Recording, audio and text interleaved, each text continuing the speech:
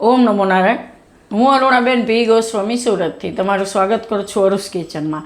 તો આજે આપણે બનાવશું કાચા કેળાનું શાક. તો જે રીતે આપણે દમ આલુ બનાવતા હોય એ રીતે બનાવશું દમ કેળા. તો એના હારું આપણે આ કાચા કેળા લીધા છે. તો એકદમ કાચા હોય એ જ તમારે લેવાના છે.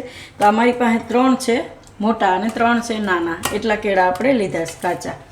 2 આપણે ટમેટાં લીધા છે ટુકડા કરીને, થોડાક આપણે કાજુ લીધા છે, થોડાક લીલા ધાણા અને લીલા મરચાં 3 થી 4, થોડીક કસૂરી મેથી લીધી છે આપણે, અને અડધો કપ જેટલું દહીં લીધું. અને નોર્મલ મસાલા આપણે મીઠું મરચું હળદર ધાણા જીરું ગરમ મસાલો એ બધું જોહે.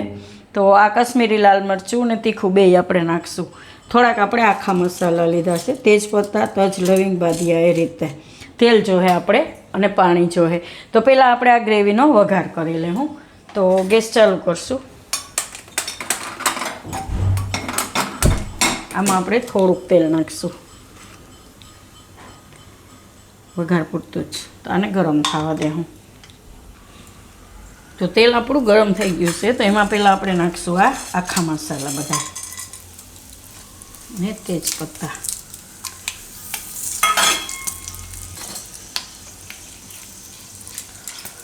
લીલા મરચાં,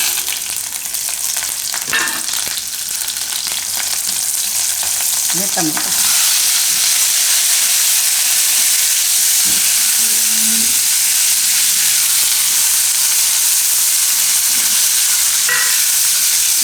કાજુ,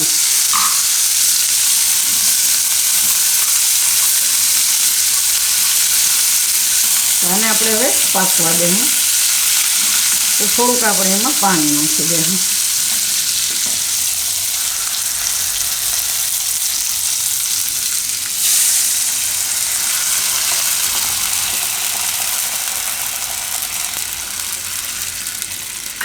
થોડાક લીલા ધાણા નાખી દેવું છે. આને ઢાંકીને પકાવી લેવું. ટમેટા એકદમ સોફ્ટ થઈ જાય ત્યાં સુધી. તો આને આપણે રાખીશું બીજા ગેસ ઉપર ગ્રેવીને.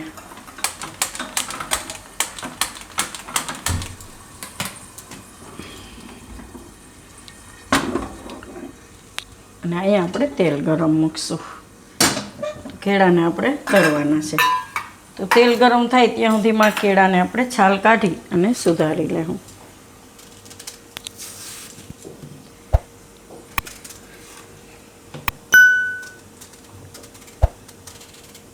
આ રીતના. તો આ રીતના કાચા જ કેળા આપણે લેવાના છે. તો આને છાલ કાઢીને આપણે ગોળ ગોળ કાપી લેવું.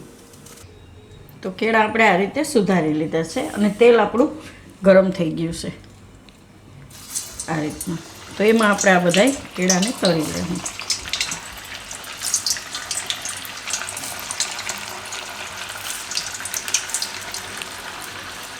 એકવારમાં જેટલા આવે એટલા એમાં નાખી દેવાનું.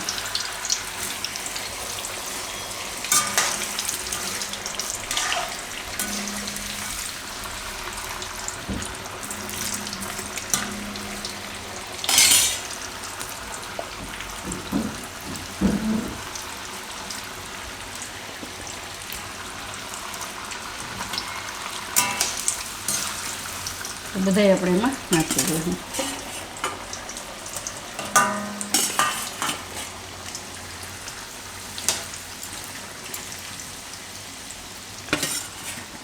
અને આપણે તળી લેવું.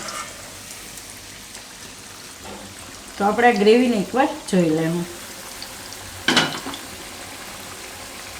તો ટમેટા એકદમ સરસ પાકી ગયા છે. આ રીતે એકદમ સોફ્ટ થઈ ગયા છે. તો ગેસ આપણે આ બંધ કરી દઈશું.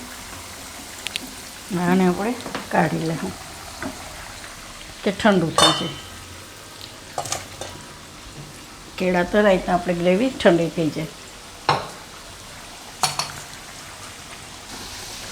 તો આપણે કેળા એકદમ સરસ તળાઈ ગયા છે આ રીતના. એને આપણે કાઢી લેવું.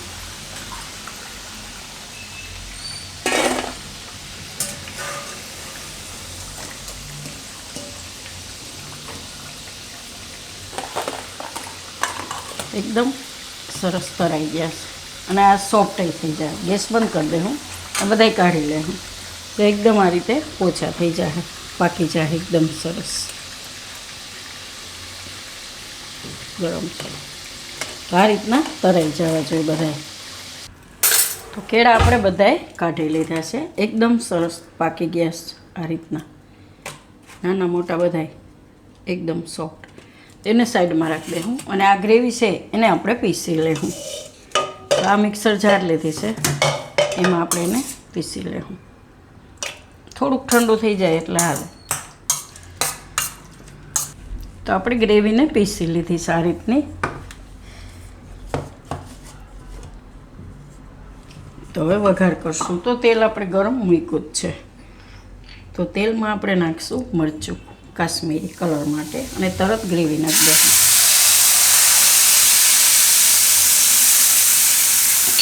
મરચું નાખીને તરત જ નાખી દેવાનું, કલર સારો આવશે.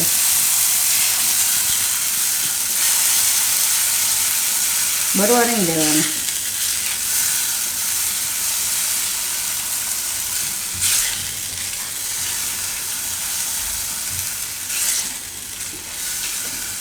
પછી બધી ગ્રેવી નાખવાની, પહેલાં નાખી દેવાનું તરત એમાં એ રીતે.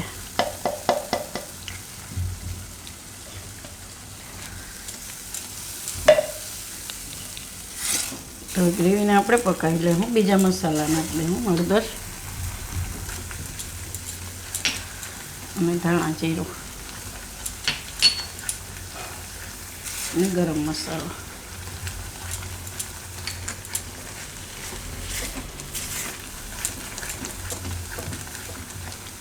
અને આપણે લાલ મરચું.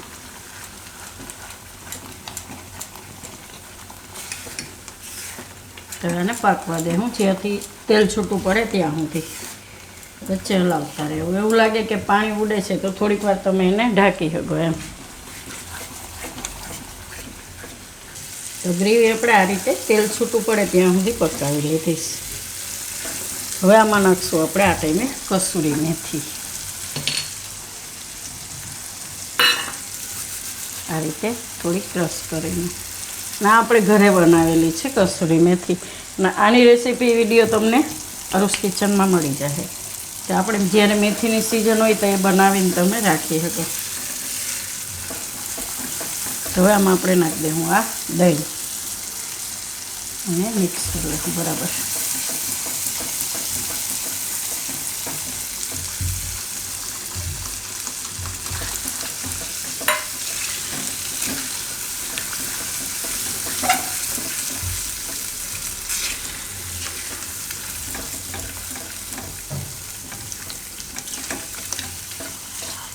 હવે આમાં આપણે આ કેળા નાખી દઉં.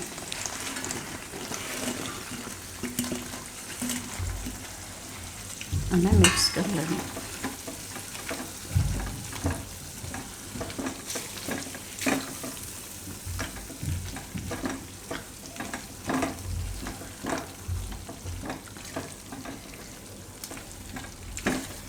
ગ્રેવીમાં કેળાને થોડીક વાર પાકવા દેવું. થોડુંક પાણી નાખશું આપણે,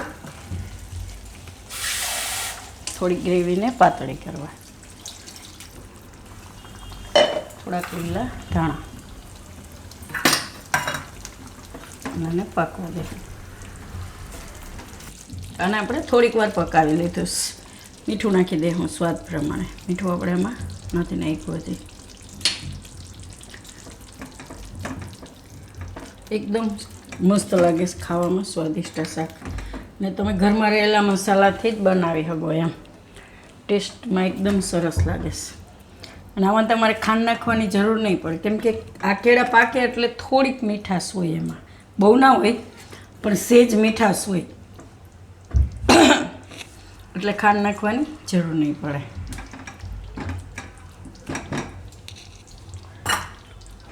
તો આને આપણે ગેસ બંધ કરી દઈશું અને નીચે ઉતારી લેવું. કાઢી લેવું, પ્લેટમાં સર્વ કરી લેવું. કેળા એકદમ સરસ પાકી ગયા છે આપણે ફ્રાય કર્યા એટલે.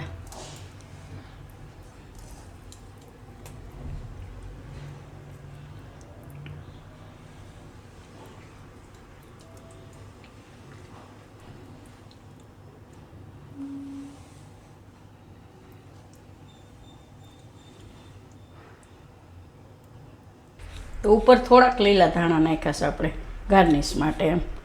તો તૈયાર છે આપણું દમ કેળાનું શાક એમ. તો જો તમને મારી આ રેસીપી પસંદ આવી હોય તો એને લાઇક કરજો, શેર કરજો અને મારી ચેનલને સબસ્ક્રાઈબ કરજો અને બેલ આઇકન દબાવવાનું ના ભૂલતા. કમેન્ટ કરીને કહેજો કે તમને કેવું લાગ્યું આ દમ કેળાનું શાક.